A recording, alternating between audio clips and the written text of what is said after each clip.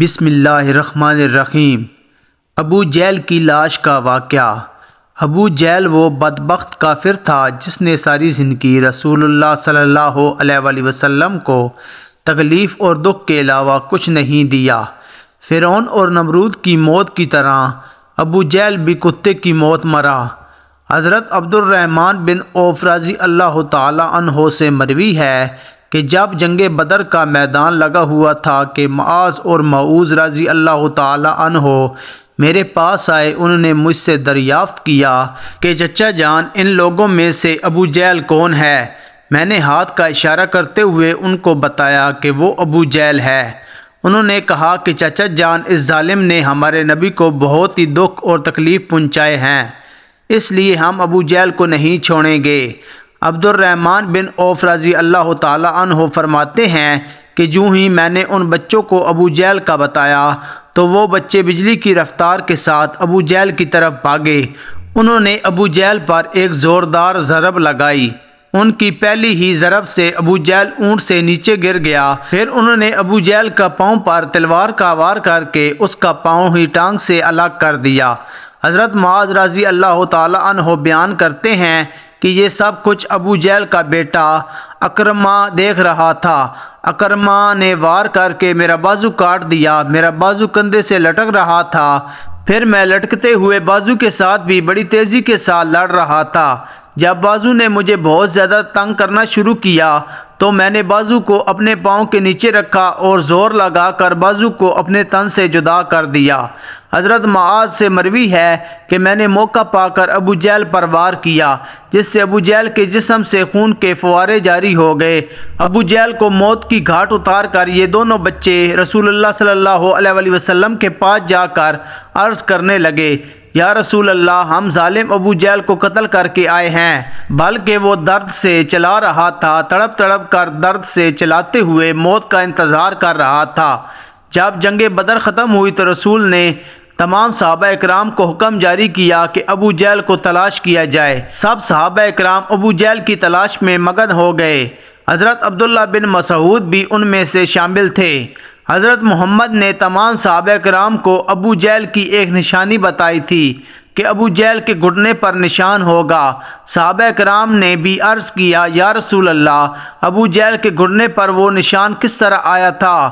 رسول اللہ صلی اللہ علیہ وآلہ وسلم نے فرمایا، ایک دفعہ میں اور ابو جہل عبداللہ بن جدعان کے گھر دعوت میں شامل تھے۔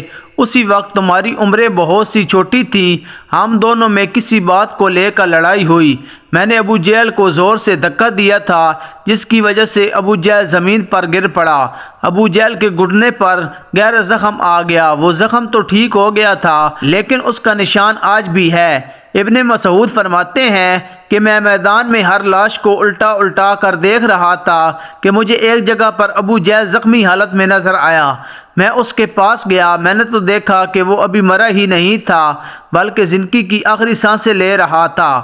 اس کے جسم سے خون کے فوارے جاری تھے۔ پھر میں نے رسول اللہ صلی اللہ علیہ وآلہ وسلم کی بتائی ہوئی نشانی کو دیکھا تو مجھے یقین ہو گیا کہ یہی ابو جہل ہے۔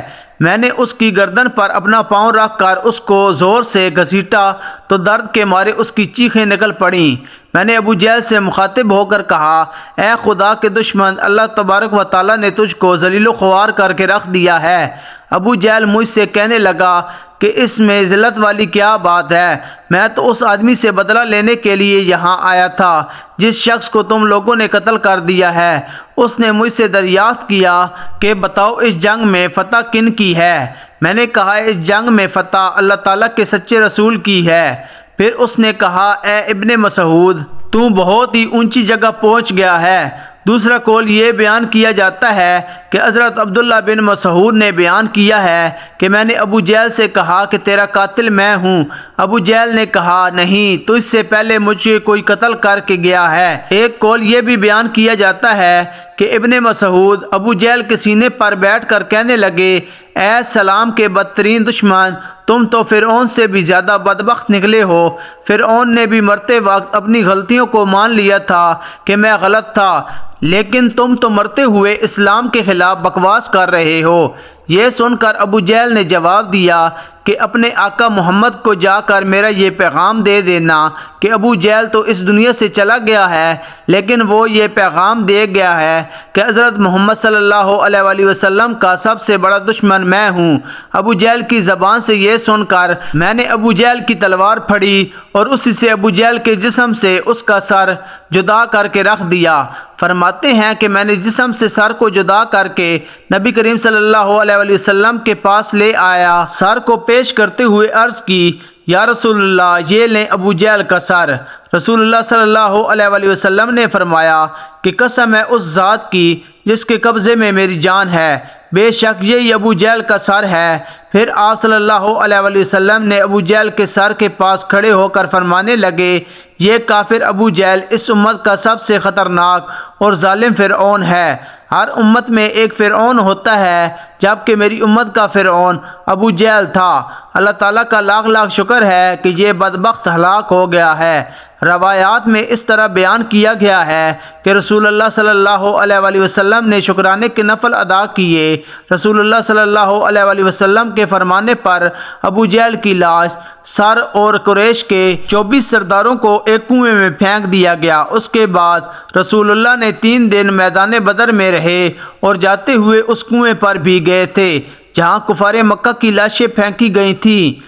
آقا نے کنویں پر کھڑے ہو کر قتل ہونے والوں کو یہ فرمایا، اے کنویں میں پھینکی گئی لاشوں، کیا تم نے اللہ تعالیٰ کے وعدے کو پورا ہوتے ہوئے پا لیا ہے؟